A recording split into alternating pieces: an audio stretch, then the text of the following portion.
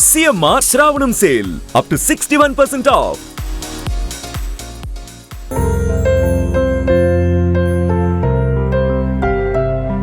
Hi hello welcome to Suman TV. నేను మీ Roshan. So present మనం సబితా ఇంద్రారెడ్డి గారి ఇంటి దగ్గర ఉన్నాం అనమాట. నిజంగా చెప్పాలంటే సబితా ఇంద్రారెడ్డి గారి పేరు చెప్తే రెండు తెలుగు రాష్ట్రాలలో పరిచయం అక్కర్లేని ఒక పేరు. చేవెళ్ళ చెల్లెమ్మగా ఆమెకి ఎంతో పేరుగాంచిందనమాట. అండ్ ఆంధ్రప్రదేశ్లో కానీ తెలంగాణలో కానీ గడప గడపకి ఆమె పేరు తెలియని వాళ్ళే ఉండరనమాట.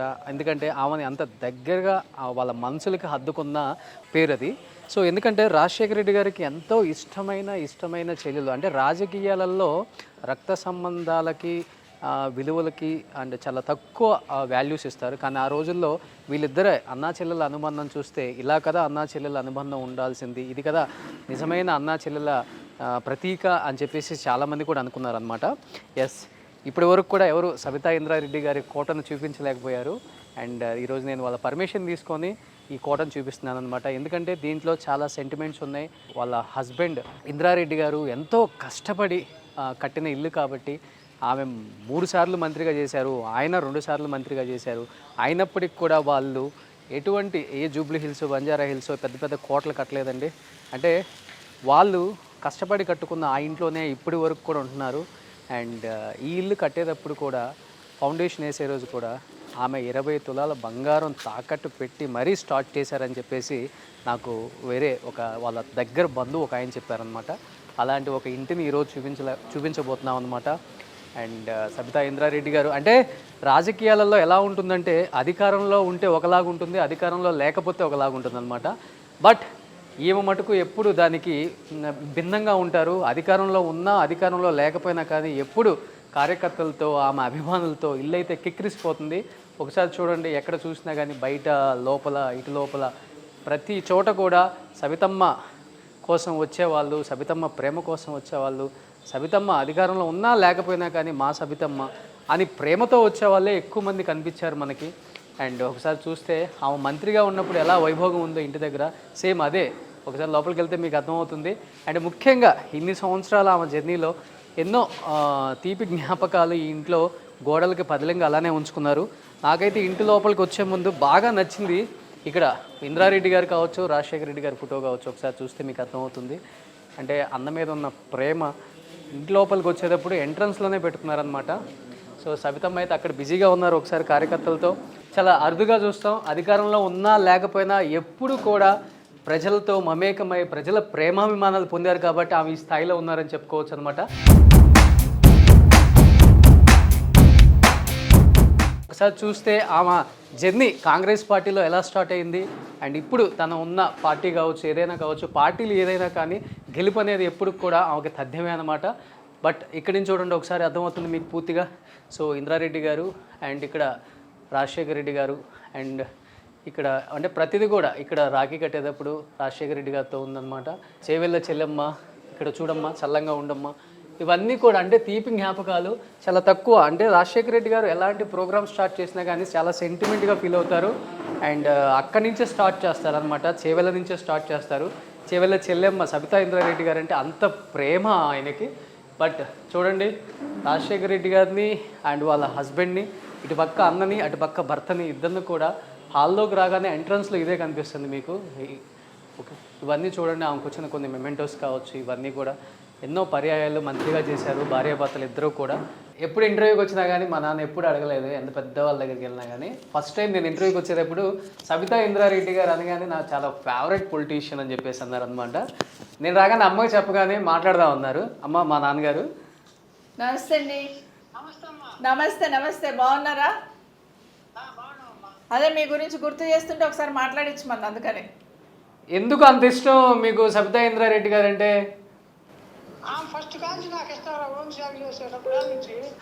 Thank you. మరి మొన్న అసెంబ్లీలో గొడవ అయింది కదా, చూసిండ్రా?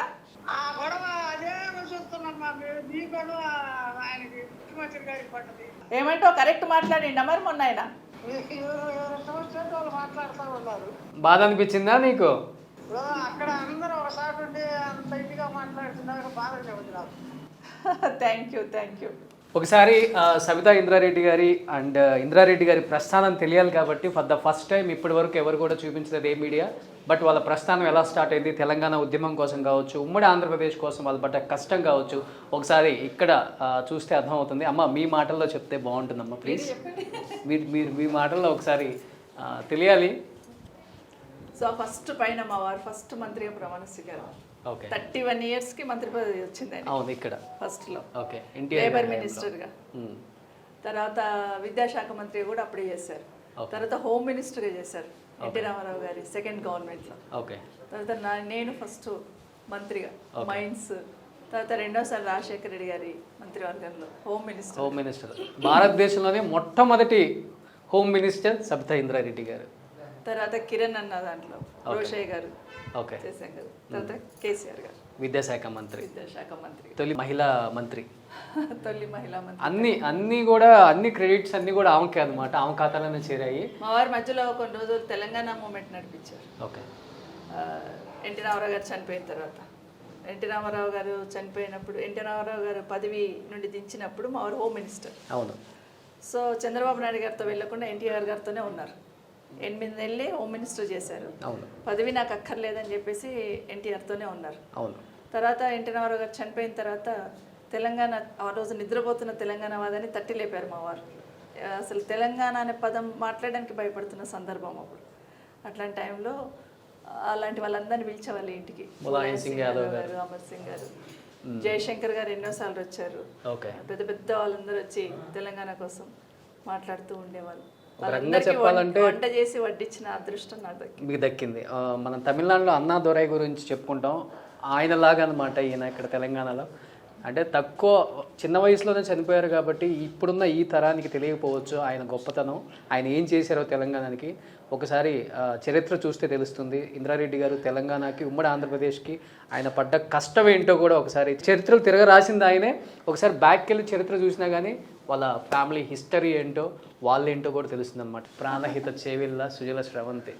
నిజంగా బహుశా రాజశేఖర రెడ్డి గారు మీకు అంత గౌరవం, సుముచిత స్థానం ఇవ్వకపోతే ఈరోజు గడప గడపకు మీరు తెలిసి వాళ్ళు కాదేమో అనిపిస్తుంది మాకు. ఆయనే కదా ఇచ్చింది, చెవెళ్ళ చెల్లెమ్మ. ఇప్పుడు చెప్పారుగా మీ ఫాదర్. అవును, చెవిలో చెల్లెమ్మనే తెలుసు. సో లోపల ఇంకొన్ని ఉన్నాయి, చూద్దాం. కొన్ని చోట్ల మెమెంటోస్ చూస్తే అర్థమైపోతుంది, అదేదో తాత్కాలికంగా గోల్డ్గా పెట్టినట్టు. కానీ ఇక్కడ మీకు కొటేషన్స్తో ఇచ్చారు, అది పర్ఫెక్ట్గా మీకే యాప్ట్ అవుతాయి అమ్మ. మా సోదరులు ఇచ్చింది, జర్నలిస్టులు ఇచ్చింది. జర్నలిస్టులు ఆషామాషిగా ఎవరు చూడండి ఆ కొటేషన్స్. కానీ ఇక్కడ అన్నా చెల్లెల అనుబంధం, ఎన్నో జన్మల పుణ్యబలం. కానీ చెవిళ్ళ చెల్లెమ్మ, గోదావరి నీళ్ళు తెస్తానమ్మా, చెవిళ్ళ చెల్లెమ్మ చల్లంగా ఉంటుంది. అది ఇప్పుడు నిజం అవుతుంది. ఎందుకంటే హిమాయత్ సాగర్లో మొత్తం ఎండిపోయి, గండిపేట హిమాయత్ సాగర్ మొత్తం ఎండిపోయి, మొత్తము మట్టి అంతా నిండిపోయి ఉంటే ఆ రోజు ఉపాధి హామీ పథకం అక్కడ ఇంప్లిమెంట్ చేశారు. ఓకే, అది హిమాయత్ సాగర్లో ఓకే చేసి అది తీసి ఆ బుట్ట నా పైన పెట్టారు. గోదావరి నీళ్లను హిమాయత్ సాగర్ గండిపేట నింపాలనేది ఆ రోజు రాజశేఖర రెడ్డి కల. దాని ప్లానింగ్ అంతా కేసీఆర్ గారు చేశారు. ఇప్పుడు ఏదైతే పైప్ లైన్ వేసి తీసుకొస్తాం, మూసిలోకి తీస్తాం నీళ్ళు అంటున్నారు కదా, అది ప్రాజెక్ట్. ఓకే, కాదు ఇప్పుడు ఒకసారి ఎమ్మెల్యే అయిన వాళ్ళ ఇల్లు చూస్తుంటే కళ్ళు రెండు సరిపోవట్లేదు. అలాంటిది మీరు ఈ ఇంట్లో ఇన్ని సంవత్సరాల నుంచి మీరు ఆ వారసత్వాన్ని, ఈ ఇంటిని అలానే కొనసాగిస్తున్నారు. ఇంట్లో చాలా మెమరీస్ ఉంటాయి.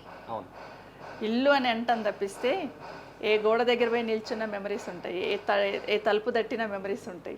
ఆ మెమరీస్ ఇంకా ఎంత పెద్ద రాజభవనం కట్టుకున్నా దొరకదా. సో ఆ మెమరీస్ కోసమే ఇక్కడ ఉంటాను. అంటే ఇల్లు కడుతున్నప్పుడు మా వారు పడ్డ తపన అవన్నీ ఉంటాయి కాబట్టి. సో ఎక్కడ మాట్లాడుతున్నా ఇక్కడ మా వారు నిల్చునేవాడు, ఇక్కడ మా వారు కూర్చునేవాడు, ఇక్కడ కూర్చొని తినేవాళ్ళము. ఇవన్నీ మెమరీస్ అవి వేరే ఇంట్లో పోతే దొరకవు.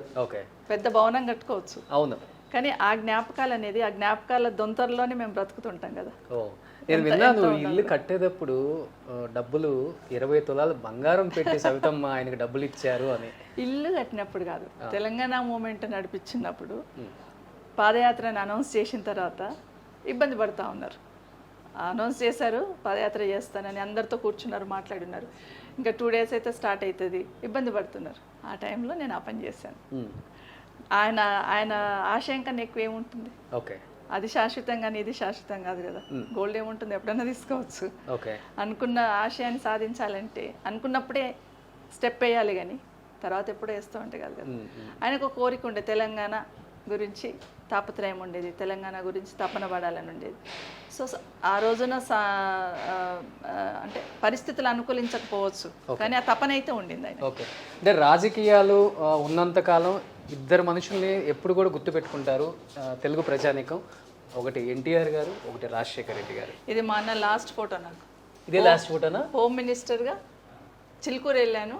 చిలుకూరులో ఉన్నప్పుడు హోమ్ మినిస్టర్ డిపార్ట్మెంట్ ఆ రోజు ఈవినింగ్ ప్రమాణ స్వీకారం చేసినాం. డిపార్ట్మెంట్స్ మార్నింగ్ అలాట్ చేశారు. మార్నింగ్ చిలుకూరు టెంపుల్లో వెంకటేశ్వర స్వామి దగ్గర పూజ చేస్తున్నాను. మాకు మా పిఎస్ ఫోన్ చేశాడు, అమ్మ మనకు హోమ్ మినిస్టర్ ఇచ్చారు. నేను ఇచ్చా, హోమ్ మినిస్టర్ ఏంటి ఊరికే చెప్తున్నా అంటే, లేదమ్మా హోమ్ మినిస్టర్ ఇచ్చారు మనకు అన్నారు. కొంచెం భయం వేసింది. భయమా ఏంటి మరి, హోమ్ మినిస్టర్ అంటే మగవాళ్ళు చేయడానికే భయపడతారు కదా. సో ఇమీడియట్గా అదే ప్రసాదం తీసుకెళ్ళి అన్నకి ఇచ్చాను. అది ఉమ్మడి ఆంధ్రప్రదేశ్. అదే ప్రసాదం అట్లే కొబ్బరికాయలు తీసుకెళ్ళి అన్నకి ఇచ్చాను. ఏంటన్నా ఇట్లా చేసావని అడిగాను. ఏం చేశానమ్మా అన్నాడు. హోమ్ మినిస్టర్ ఏంటన్నా నాకు అన్నాను. నీకెందుకు, నేను ఉన్నాను కదా అని తలపైన చేయబెట్టి, నేను ఉన్నాను కదా నేను చూసుకుంటాను. 5 years ఎక్కడా కూడా వెనకడుగు వేయకుండా నడిపించారు. ఆ ధైర్యం శేఖర్ రెడ్డి గారు, ఇంద్రారెడ్డి గారు ఇద్దరు నడిపిస్తున్నారు. సూపర్. అసలు అంటే ఇంట్లోకి రాగానే ప్రతి ఒక్కళ్ళకి కొంచెం కాసేపు కళ్ళమ్మడి నీళ్ళు అలా కారే ఒక మంచి మూమెంట్ అమ్మా ఇది మనకు. అసలుకి మా అన్న ఫోటో నాకు రాగానే అలా చూడాలనిపించింది కాసేపు ఈ ఫోటోని. మా అన్న ఫోటో. మా పొలిటికల్ జీవితంలో ఇద్దరు ముగ్గురు ఇన్ఫ్లుయెన్స్ చేసిన దాంట్లో ఒకటి ఎన్టీ రామారావు గారు మా వారి వెనకాల, తర్వాత రాజశేఖర రెడ్డి గారు మీ వెనక, తర్వాత ఇప్పుడు నాకు కేసీఆర్ గారు. ఎవరో ఒకరు ఉండాల్సిందే కదా. ఒక గాడ్ ఫాదర్. ఎస్, అమ్మ చెప్పారు, ఈ ఇంట్లో ఏ తలుపు పట్టుకున్నా, ఏ గోడ పట్టుకున్నా, ఏ సోఫాలో కూర్చున్నా, ఎక్కడున్నా కానీ ఒక తెలియని ఒక తీయని అనుభూతి. ఇదే లాస్ట్ ఫోటో, అందుకే ఇంత పెద్ద చేసి పెట్టు. వావ్, ఇది రాజశేఖర రెడ్డి గారు, సబితమ్మ గారి లాస్ట్ ఫోటో అంట. బట్ ఆయన దీవించినట్లే అదే అలానే ఉన్నారమ్మా. అంతే. చాలా తక్కువ మంది చూస్తారు సబితా ఇంద్రారెడ్డి గారి ముగ్గురు కొడుకుల్ని. ఎటువంటి అంటే రాజకీయాలలో ఎటువంటి ఇన్ఫ్లుయెన్స్, ఇన్వాల్వ్మెంట్ లేకుండా వాళ్ళ అమ్మ రాజకీయాలలో సక్సెస్ఫుల్గా ఉండాలి, ఒక ఉమెన్గా తనకంటూ ఎటువంటి మచ్చ మేము తీసుకురాకూడదని ఆ అమ్మతో ఆ ముగ్గురు కొడుకులు, చాలా తక్కువ మంది చూస్తుంటారు ముగ్గురు కొడుకుల్ని కూడా. ఒకసారి చూడండి మీరు. కార్తిక్ రెడ్డి గారు కొంచెం తెలిసి ఉంటుంది, బిఫోర్ చేవల్ల ఎంపీగా కంటెస్ట్ చేశారు కాబట్టి. మిగతా ఇద్దరిని కూడా ఎవరు చూసుంటారు నాకు తెలిసి. ఆ ఫోటో చూడగానే ఒక భరోసా ఉంటుంది. ఆ రెండు చేతులు చూడండి మా అబ్బాయిలు ఎట్లా పట్టుకున్నారు నన్ను. ఓ ఓకే, అటు నుంచి కార్తిక్ రెడ్డి గారు, ఇటు నుంచి మా చిన్న బాబు. ఓకే, పేర్లు ఏంటమ్మా? కార్తిక్ రెడ్డి గారు, కార్తిక్, కౌశిక్, కళ్యాణ్. ఏం చేస్తున్నారు ఇప్పుడు? వాళ్ళు బిజినెస్ చేస్తారు. అందరు బిజినెస్లే. ఓకే, ఇంకొకటి చాలా మందికి తెలియదు, సబితా ఇంద్రారెడ్డి గారు ఒక పాపను పెంచుకున్నారు. మా మేనమామ కూతుర్ని. ఎవరికి తెలియదు కదా ఇది? తెలియదు. ఫస్ట్ అమ్మాయి పెళ్ళే చేశాను నేను. ఇక్కడ సిటీలోనే ఉంటుంది. ఓకే, ఆ అమ్మాయి 6 years ఉన్నప్పుడే నాతో వచ్చేసింది. ఇంకా నాతోనే ఉండిపోయింది అట్లాగే. మా వారి గొప్ప మనసు ఏంటంటే, జనరల్గా అమ్మాయి వచ్చేసిన తర్వాత పంపించేస్తుంటే అమ్మాయి వెళ్ళిపోవట్లేదు. అప్పుడు మా వారు అన్నారు, మనకు ముగ్గురు అబ్బాయిలే కదా, ఆ అమ్మాయి ఒక అమ్మాయి అనుకుందాం, మన అమ్మాయి అనుకుందాం, ఇక్కడే ఉండి ఇక్కడే చదివించు ఓకే అని చెప్పారు. సో అందుకే ఆ అమ్మాయి కూడా నాతోనే. సో కూతురు లేని లోటు కూడా తీరిపోయింది హ్యాపీగా. మల్లారెడ్డి గారి పెద్ద అబ్బాయి వాళ్ళ వైఫ్ ఉంది కదా, కోడల వల్ల బావమరిది వైఫ్. ఆయన మీ వారి మీద ఇష్టంతోనే కదమ్మా ఇంద్రారెడ్డి కాలేజెస్ కూడా స్టార్ట్ చేసింది. మా మేనల్లుడు చేసి. అదే, ఈయన మీద ఇష్టంతోనే. నిజంగా చాలా మందికి తెలియని కొన్ని ఇప్పుడు మనం రివీల్ చేస్తున్నాం అనమాట. సో ఇది అంటే చూడండి, అప్పటికి ఇప్పటికి ఇల్లు అలానే ఉంది, అదే టీవీ. అంటే ఇది ఒక మెమరీ. చెప్పారు, పెట్టుకోవచ్చు, పెద్ద టీవీ తెచ్చి పెట్టుకోవచ్చు. అవును, కానీ ఇది ఉండాలి అట్లా. ఓకే, సో అట్లే పెట్టుకున్నాను అన్నట్టు. దీంట్లోనే చూస్తారు మీరు? చూడను కానీ ఉండాలి, అది ఆయన తీసుకున్న టీవీ అట్లాగే ఉండాలని పెట్టేస్తాను అట్లా. ఓకే, ఇంకా వేరే టీవీలు ఉన్నా కూడా ఇది మార్చాను. ఇది ఇంద్రారెడ్డి గారు తెచ్చిందే. అందరు అంటుంటారు పెద్దది పెట్టొచ్చు కదా, మన లేదు ఇదే ఉండాలి అని చెప్తాను. ఇవే మెమరీస్.